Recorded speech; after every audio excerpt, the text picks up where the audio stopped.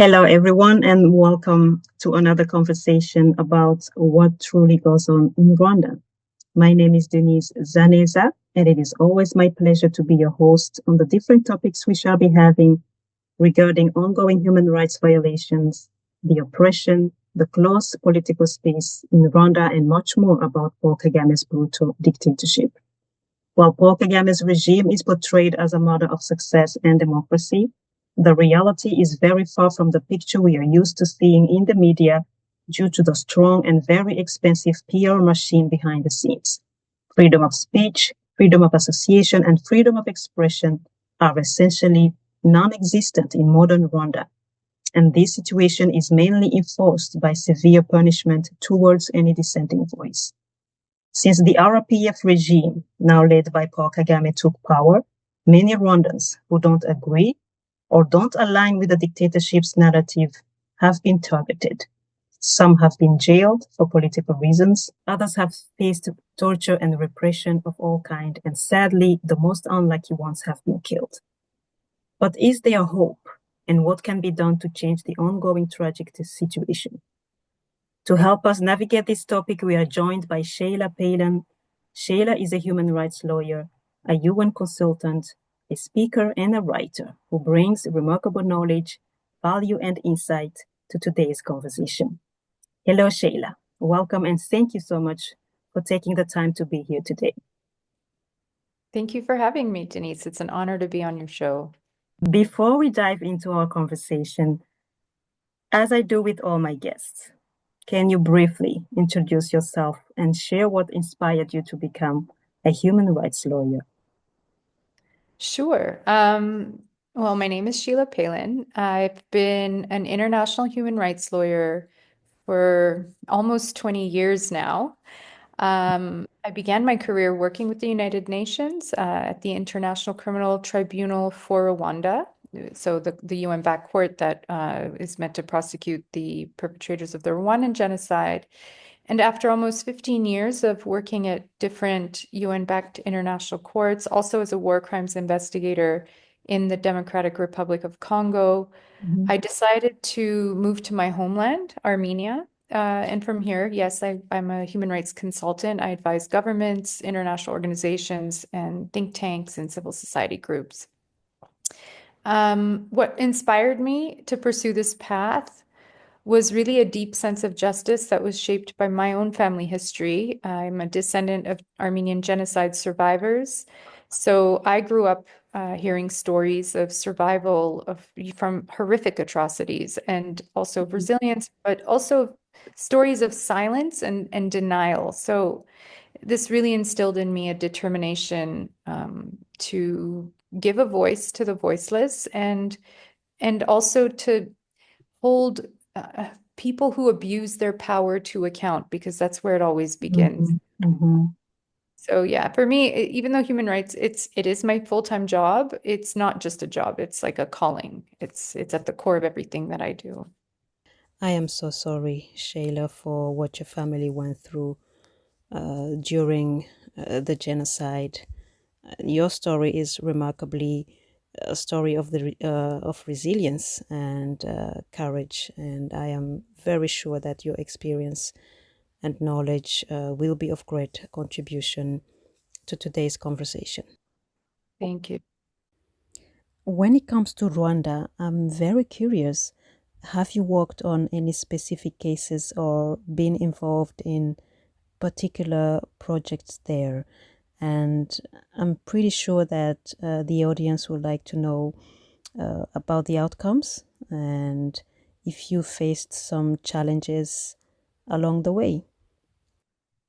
Sure. I mean, Rwanda is actually a huge part of my life. Like I said, I worked at the ICTR. I worked on some of the biggest cases, from the Rwandan genocide time on the appeal of Theonest Bagasora, the multiple accused Butari case. So most of my career, I was working on those big cases. But more recently, now I've sort of shifted and I've started working on the case of Victoire Ingabire. I was on the legal team that brought her case to the East African Court of Justice, seeking a declaration of the violation of her rights for being prevented from running for president in the last elections. Mhm. And yeah, I've also worked on a couple of other cases of unlawful detention and political dissidents and stuff. So one thing that it started early on, but of course at the beginning I was also kind of enthralled by the Rwandan success story, shifting from genocide to now and stuff. The most challenging aspect, I think, has been growing to see the huge contrast between Rwanda's international image as this development success story, and Mhm. then learning about these really troubling deep undercurrents, the underbelly of repression and human rights abuses, which the whole point was for that never to happen again. Yeah. Uh, Mhm. Indeed. so I think the outcomes vary.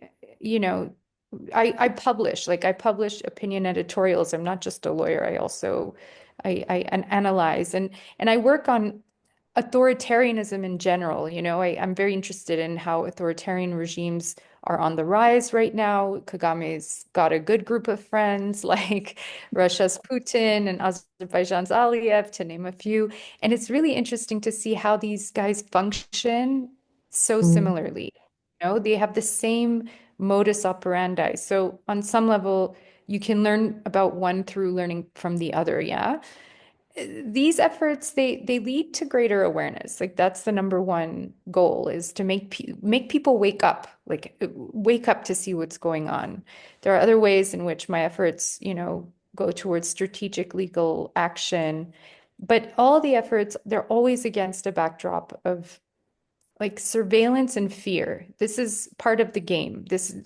We have to accept that when you're trying to tackle authoritarian regimes, that's going to be a challenge.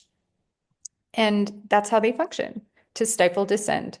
So and the Rwandan context is really almost very special because it's such a small country, and yet it has such a heightened level of repression and a climate of impunity. So I think the challenge is like there's such a lack of space for meaningful dissent, Mhm. both Mhm. and outside of Rwanda, that more people should become aware of. Yes, indeed. You just talked about the huge contrast about the reality regarding the ongoing human rights violations and the image that Rwandan government is selling to the world. This is uh, economically growing country. Everything is going well, and everyone loves Kagame. But behind the scenes, there's indeed surveillance and fear that is imposed upon the population to stifle dissent, like you just said. And I love the comparison, the way you talked about other dictatorships, like there are similarities. And we see only a handful of regimes in the world who engage in extrajudicial killings and transnational repression. Um, but how would you assess Rwanda's role in this? And why do you think that this issue is not getting more international attention? Because it is known, like it's not a secret anymore that the government of Rwanda is doing this. Yeah, I mean, absolutely. It's actually quite, I think, it's very surprising the hubris with which Rwanda engages in transnational repression, like tracking and harassing and targeting and sometimes killing its critics abroad. Not all authoritarian regimes would go that far. That's And true. Yes, that's it's very like true. it's extra, and we've seen this, for at least a decade, if not longer. These acts on foreign countries' soil of like assassinating or abducting, Mm-hmm. um, these are these are massively alarming, and it's an affront to the sovereignty of those countries in which they take place. So even just on that, even if you don't care about human rights, that alone should garner diplomatic condemnation. It's insulting to the other country. But That's Rwanda doesn't care, and because they get away with it, and it's strategic. They're mm-hmm. doing it to send a terrifying message, and it has a chilling effect on anyone in exile or in the diaspora that might dare to oppose or criticize Kagame.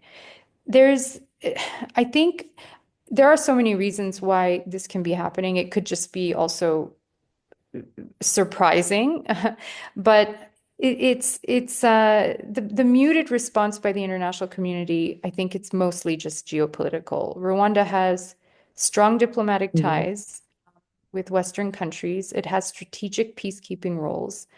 And the biggest one, I think, is still this ongoing perception of Rwanda as a development darling. And nobody wants to think that they've invested so much into this country becoming a success story when it's really not. Yeah. Mm-hmm. Uh, and governments are reluctant to call out an ally, but it's not an excuse. It just makes things worse. These partnerships should come with greater scrutiny, and we're seeing the effects of silence for so many years, what it's having now, the heightened effects of that now in the DRC.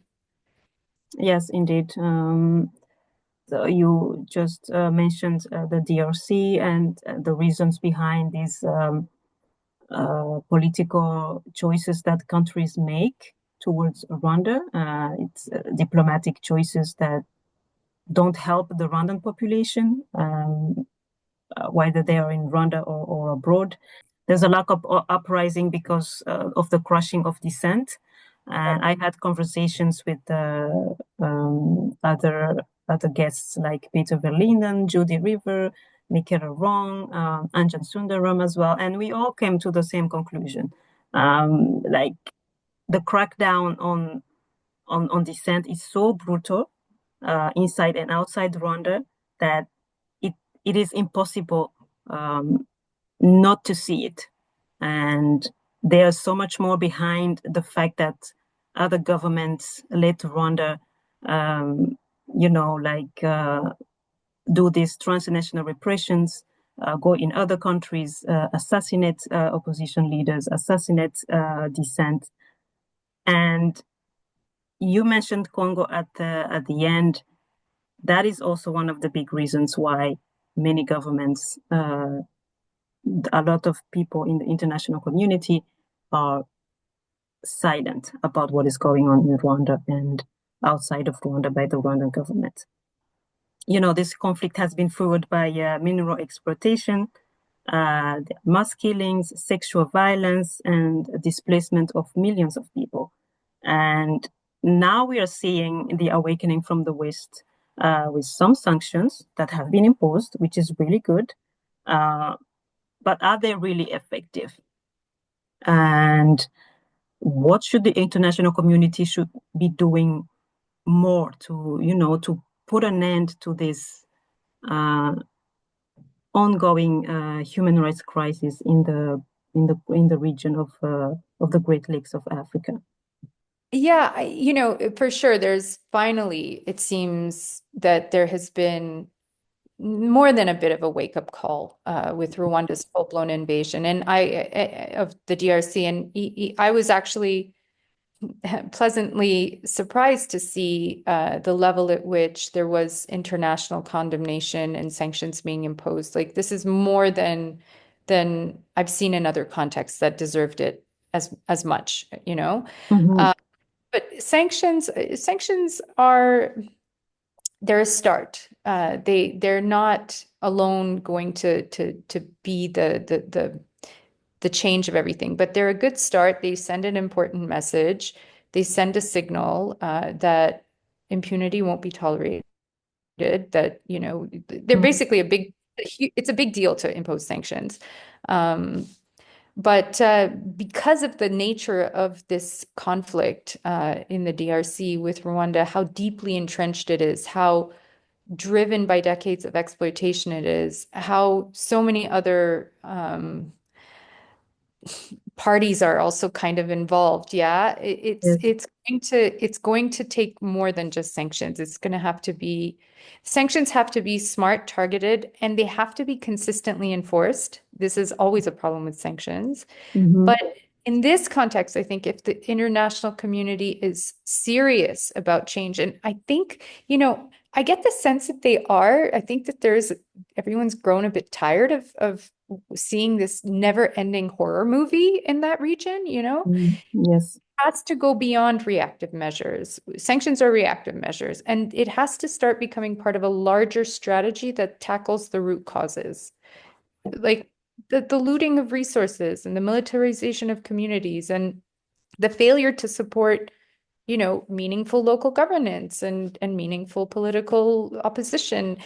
The international community will come in, do something quite significant, like impose sanctions, but this is not going to end until there's a longer term investment and a more serious commitment to staying the course, to seeing this from beginning to end. Yeah.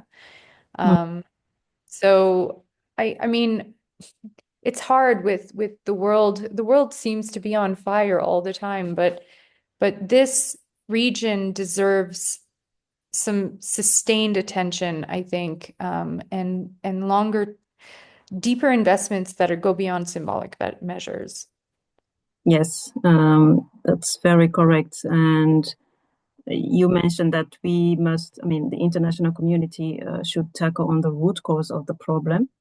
And indeed, sanctions can help, but they are not enough. I mean, we have seen that, for example, there was recently a Global Witness organization that conducted an investigation and found that Luxembourg, the country that didn't vote for sanctions for Rwanda, from the European Union, because actually there's a very big company called Traxis Group in Luxembourg that is working with Kagame.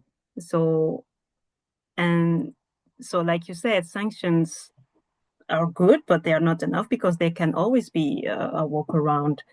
And so we need to tackle on the root causes of the conflict, and that is lack of democratic governance in Rwanda. That is a real problem. Like, the international community should focus on that as well, because that is where lies the problem. There's no democracy in Rwanda. There's no rule of law in Rwanda, so the government can do whatever it wants. Paul Kagame can do whatever he wants in the country, outside the country, in the region, and nobody will be able to stop him because there is no democracy in Rwanda, and that should also be one of the priorities, in my opinion, of the international community. I absolutely agree. Absolutely. It's and I think also the international members of the international community should hold each other accountable when another member does, engages in an act that is clearly complicit in perpetuating the violence, like, the one and only country that votes against EU sanctions being Luxembourg. Like, how can they get away with that? They're also at fault in that case. And so we also need to hold each other accountable for becoming part of the problem when we have an opportunity to become part of the solution. Like you said, they are starting to wake up, but they should do more than that, and really focus on long-term solutions, long-term stability and peace in the region, and not just one-shot actions, and then after a while we are back to the same position as we were. Going forward, Shayla, I remember the first time we spoke, you said something that we'll never forget. You said, when people stay silent regarding human rights violations and just watch without taking any actions for a very long time, they actually become part of the problem. That is a very powerful statement. And my question to you is, what should be the role of the Rwandan and Congolese diaspora in advocating for justice and peace? Yeah, I say it a lot, and I truly, truly believe it, that Mm-hmm. silence in the face of injustice, it's not neutrality, it's complicity. People who stay silent, they're not bystanders, they become part of the problem. So, and that includes people who are not members of the Rwandan or Congolese diaspora, like anybody. We are all part of the international community. Yeah, you and me, everyone. Mm-hmm. But the diaspora.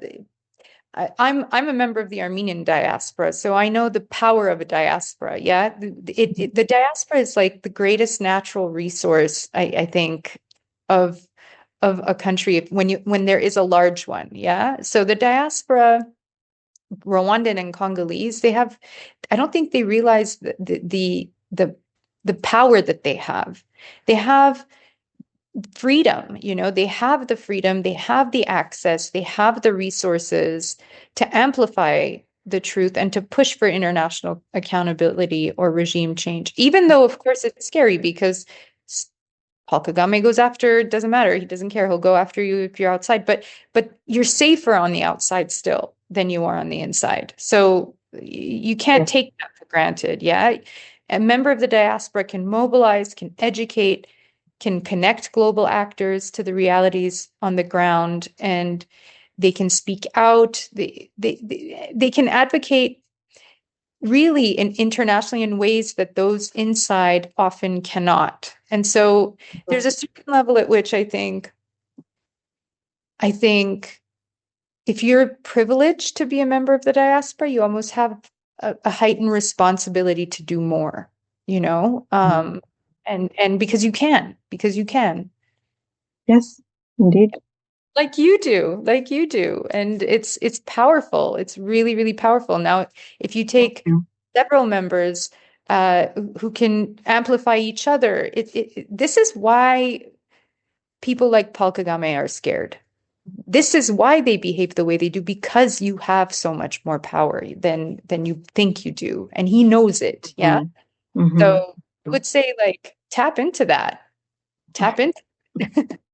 Indeed, I think the diaspora often forgets the power that they have, like you said, the freedom, the resources, and the opportunity and the means to bring real change and good change to the countries of origin.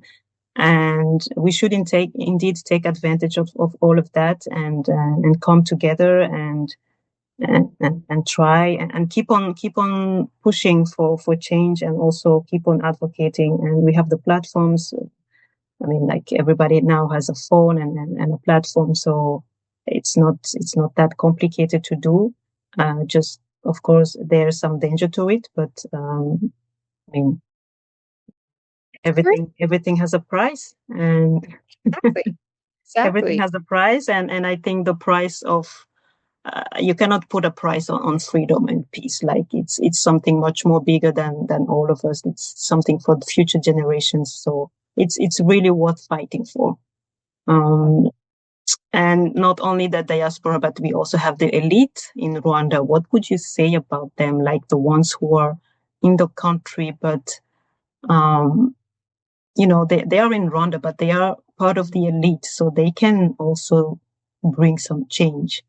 Don't you think? Of course. I mean, for me, the elite, the intelligentsia inside Rwanda, Victoire is one of them. She's extremely brave.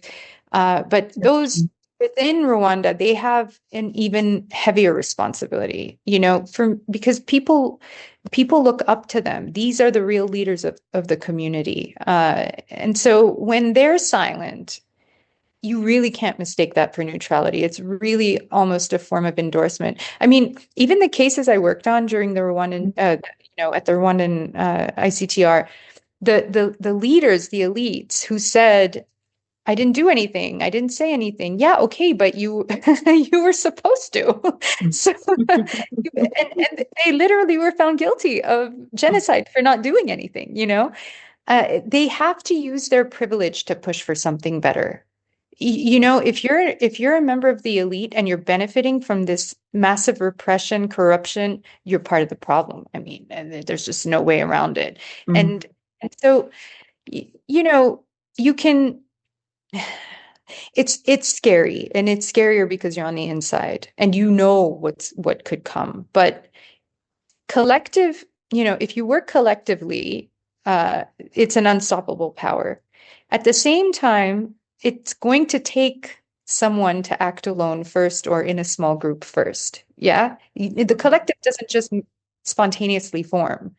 It's usually, almost always, a single person who decides not to look away, or a brave few who decide to speak when no one else will. And then this has a domino effect through inspiration. So, just Yeah. the sense of helplessness and the sense of, oh, there's nothing I can do and I just need to protect my family. I mean, is this kind of Rwanda you want to live in for real? With the intelligence that you have to the elite, I would say, Yes. think about the future of your children. Yes, yes, that's true. And I always talk about the legacy, like we are here for a short period of time. And it's important to think about what kind of legacy will I leave behind. I mean, if you leave behind the legacy of being quiet, and being behind a dictator that is causing so much pain, so much suffering to the entire region, and who would feel okay with that? No, nobody should feel okay with that. If you have the means, if you have a possibility to bring change, and this is a message for the elite in Rwanda, you should bring change. You should make sure you do something to bring change, because this is not a legacy you want to leave behind. Absolutely. Absolutely. Yeah. I'm glad we agree on that one. So, and you said that, they can be collective actions or individual efforts. That is up to everyone to decide for themselves. There are so many things we can say about Rwanda and the dictatorship, but I think time is not on our side. So before we end our conversation, I would like to talk about hope. Is there hope? Given the current tensions, do you believe that peace is achievable in the Great Lakes region? Of course I do. Of course. I would never not. Otherwise, I would just lock myself in a room and never come out. I always believe peace is possible. And it's kind of inevitable. I really believe that. I also don't think it's going to come easily in the context of the Great Lakes region. The pain and the trauma is so deep that even if you end the war today, there's going to be a massive reckoning with everything that's happened, and this goes on for even long before. The people of the Great Lakes region really deserve a chance, a future. The generations to come deserve it. But impunity has prevailed for way too long. So of course, peace is possible, but it's going to require serious will on that, not just by political will, but the will of the people to address this injustice and to have the courage and the commitment to really put their lives on the line if they have to for that.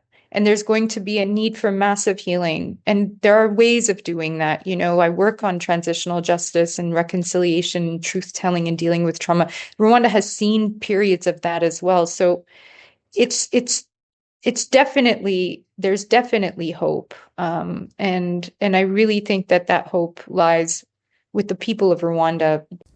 Absolutely. And once Paul Kagame is gone and the dictatorship is dismantled, and there's going to be a lot of work to do.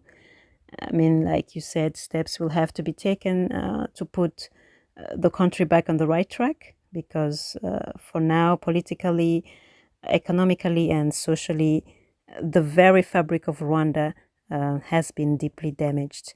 There's so much trauma that hasn't been acknowledged yet. Many Rwandans still aren't allowed to speak openly about what happened to them or their families because Paul Kagame's regime was involved in so many of those atrocities. I mean, like human rights abuses have been happening continuously since the RPF took power. This is no secret to anyone with so many reports that we have seen throughout these years. And we also have the economical aspect of things. We see how things are deteriorating even more now, especially with the sanctions that are starting to take effect. So there is a priority of bringing people together, also helping people heal and working collectively together as Rwandans, but also non-Rwandans, and starting to imagine and build a future without Paul Kagame.